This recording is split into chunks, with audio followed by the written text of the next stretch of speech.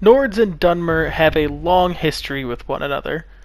They first interacted on a provincial scale when High King Viraj the Gifted invaded in 241 of the First Era to create the First Empire of the Nords.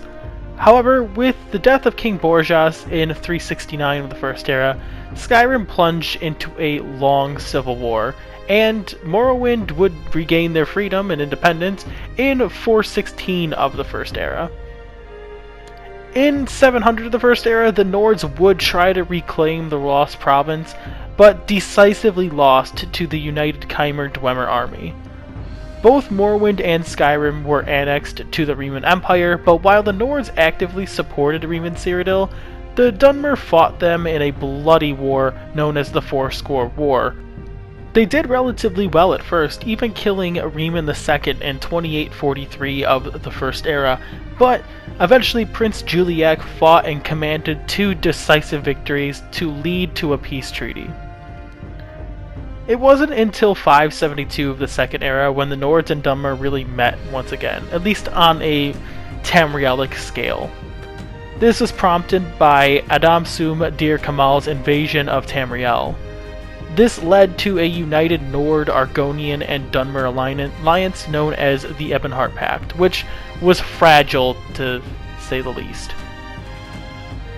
It's unknown how this pact dissolved, but to be honest, I'm sure any one of us can assume it's because the three races despised one another, so we could probably conclude it was that. But both Skyrim and Morrowind would then go on to be annexed by Tiber Septim, once again in different ways as well.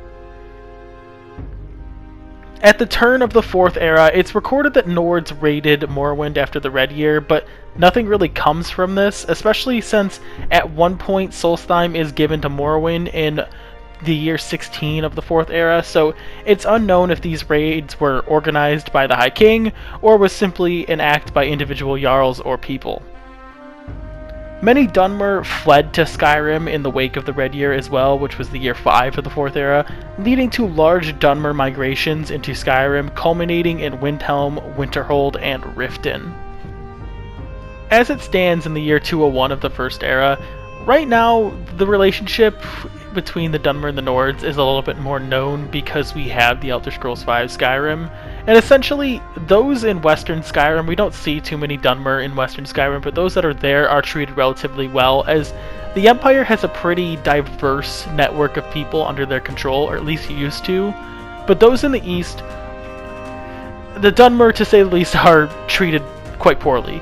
And this has to do with the idea of the Stormcloak Rebellion coming up, where Ulfric isn't necessarily racist towards the Dunmer himself, but has openly neglected to treat the Dunmer with any sort of decency. The Grey Quarter is often left to fend for itself. They're often stereotyped and targeted by Nords in the city of Windhelm, and overall they have a very nationalistic sense about them, being that they have Skyrim is for the Nords.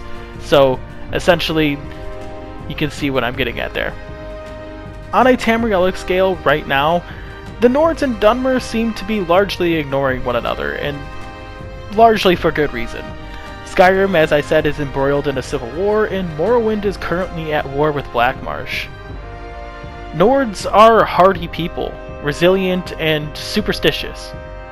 While this doesn't explain their mistrust of outsiders, what does is the Night of Tears, when the Snow Elves massacred the Atmorans, who were the ancestors of the Nords, in a mass scale. This led to an all-out war where the Snow Elves were pushed to near extinction and to the devolving into the Falmer.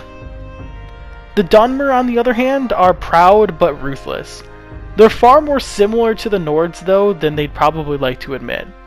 They're both mistrustful of outsiders, especially other races, they're both clan-like, and they both value tradition and loyalty. The one thing that is kind of unique among them too is that religion never really plays a part in their conflicts either. So, for how similar they really are, what divides them is their mistrust for other races, despite that being a commonality among them. The Nords despise all elves, and after the Night of Tears, this is kind of understandable, but it's inspired a more nationalistic behavior in them for just humankind in general, hence why they openly supported both the Remans and the Septums. In contrast, the Dunmer didn't necessarily do this. They fought wars against the Remans and ultimately lost, and they tried to fight a war, but before they can really muster defense against the Septums, the Tribunal went behind their back and signed a treaty. And while this treaty is very beneficial to the Dunmer, it was done before they could even do anything to stop the Septums. Granted, through this they did get to keep their autonomy, they got to keep their religion, their traditions, and most importantly for those in southern Morrowind, they got to keep the enslavement of Argonians and allowed to continue that practice. Nationalism often plays a role in wars, and perhaps this combined with the Nordic culture for war led to its expansion into an empire, as we see with the First Nordic Empire.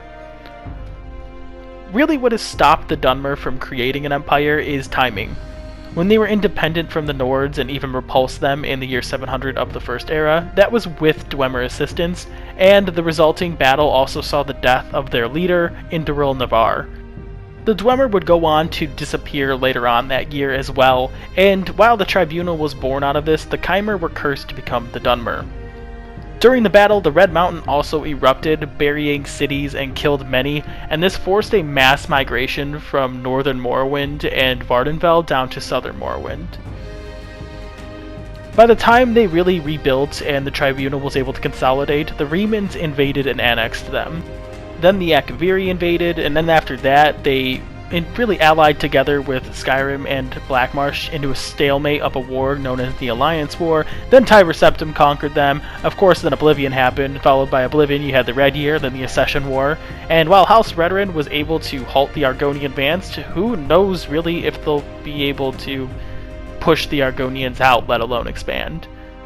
So with that, we're left to where we are now. It seems that both of these people, the Nords and the Dunmer, have a relationship of mistrust and hatred.